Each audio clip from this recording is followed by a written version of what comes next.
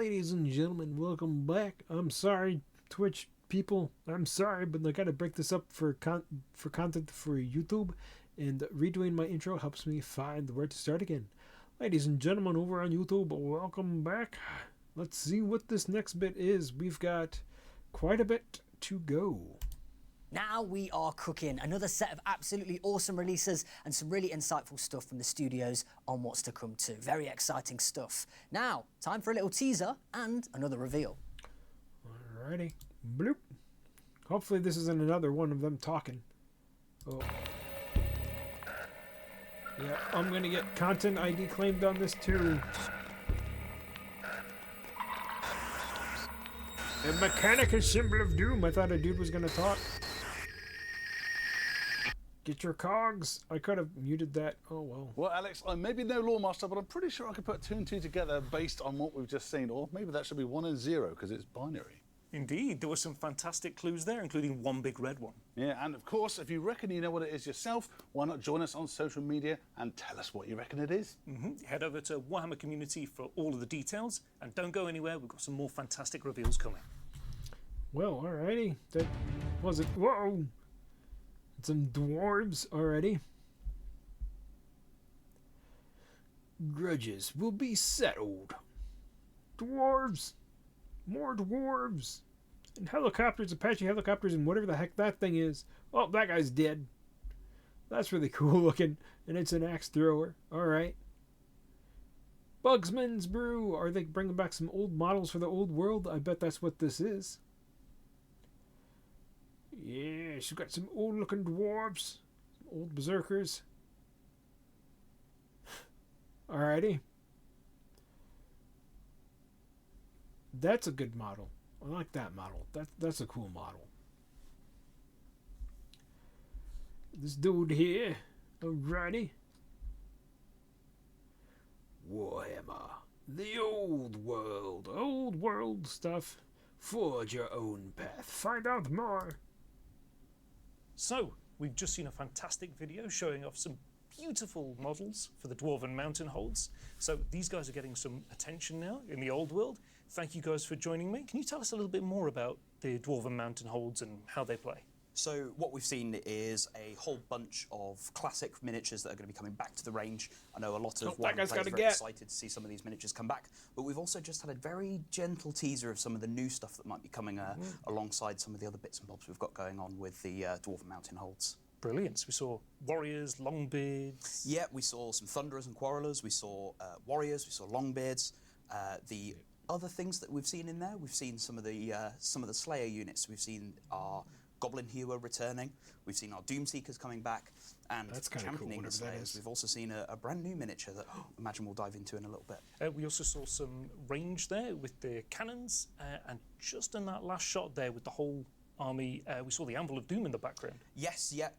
Dwarf players will rejoice at the return of the Anvil of Doom, I'm sure. Boosting and bolstering the Dwarven lines and sort of smiting some runes to have a go at the enemy as well. And no Dwarven line is complete without some artillery. Oh, of course. What sort of artillery can we expect? Because we've seen some of them in the Forces of Fantasy. So we've got the classic bolt thrower and grudge throwers returning. Any traditional dwarf worth their salt will be happy to see those returning. Then we've got some of the newfangled things. We've got cannons and organ guns returning as well. So even those younger, more sort of up-and-coming engineers who like their black I do like me a dwarf with a gat, chat. powder will be happy to see them coming back. So in the Forces of Fantasy, you were always able to bring, say, a gun line or quite a static force. They could move a little bit, but what does this the range bring now? What other ways can we play Dwarven Mountain Holds? Well, as you say, you've got your very traditional sort of gun line that we've seen in previous editions. Lots of. This guy is either bored, or he just doesn't care. Thunderers and artillery, sort Like, he doesn't want to be there. of being arrayed on a hill and blasting away at the foe as they come. But you've got sort of the more dwarven traditional approach of relying on good old-fashioned technology that's worked for generations. You things, your quarrelers and, as I say, your bolt throwers and your grudge throwers, and just good old-fashioned dwarven steel. Sometimes there's nothing more satisfying than taking a well-made dwarven axe and applying it to some goblins. speaking of slightly Bugmans. older miniatures, I did notice a certain dwarf on a cart in that video. Yes, we do have the return of the Bugman's cart. So, obviously, one of the things we saw was a beautiful army shot at the end there, with everything ready to go. How would you go about starting a Dwarven Mountain Holds force? You know, what would you bring together as your core, and what might you add to that afterwards? So the backbone, the core of any dwarf army is the warriors and the missile troops, be that handguns or quarrelers. Dwarves traditionally fight in shield walls, fighting with great weapons and their shields interlocked together, supported by dwarves carrying crossbows and handguns. I love that And model. all of this supported with lots of artillery from very traditional That's a great model.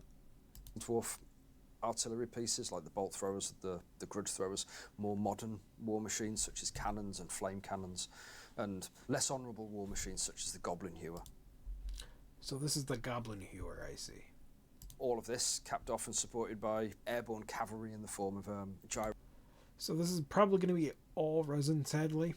gyrocopters and gyro bombers. Some of these are quite new inventions. Some of these are quite old traditional things that dwarfs rely on. The core box, that dwarf warrior box, how flexible is that? Because I remember in the past that you could build it with hand weapons, with great weapons. So how does that feature into the new army? Oh, it's a very flexible kit, as it always was. As you say, it allows you to build dwarf warriors with hand weapons and shields, dwarf warriors with great weapons. The alternative kit, the missile troops, allows you to build them with dwarf handguns or crossbows. So again, very, very diverse kits that can be used to make warriors in different types, also can be used to make rangers, can be used to make missile troops.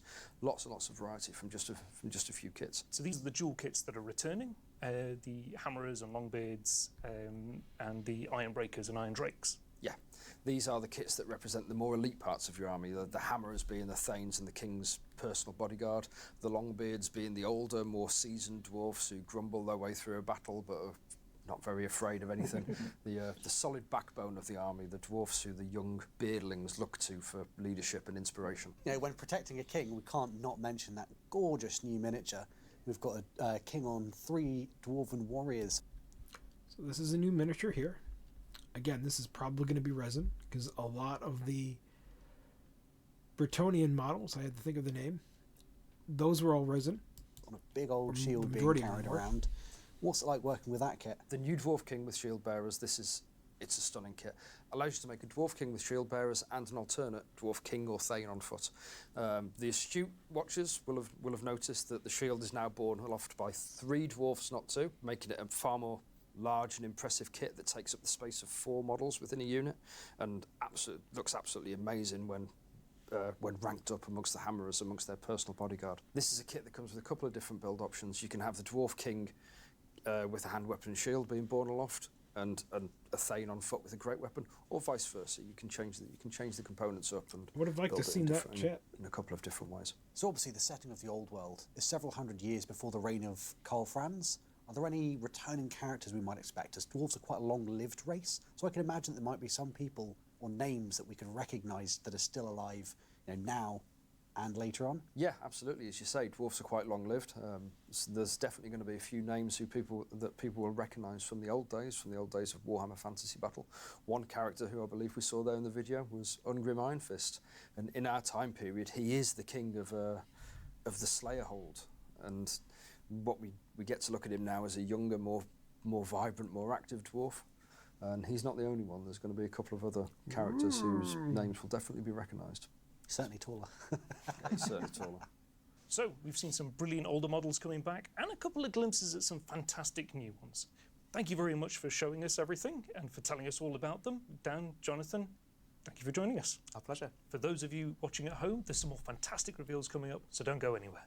Okay, we won't. Welcome back. Enjoying yourself? Good. Don't forget, you can let us know which releases you're most excited about by hitting us up on any of our socials. And you can remind yourself of all the releases you've seen after the show over on the Warhammer Community website too. I know, you've seen enough of me and I promised some more 40k action, didn't I? Well, let's dive back in with some more announcements and maybe even another little teaser too. Alrighty, chat, with that out of the way, I will see the people of YouTube later. I am excited for some of the old world stuff. I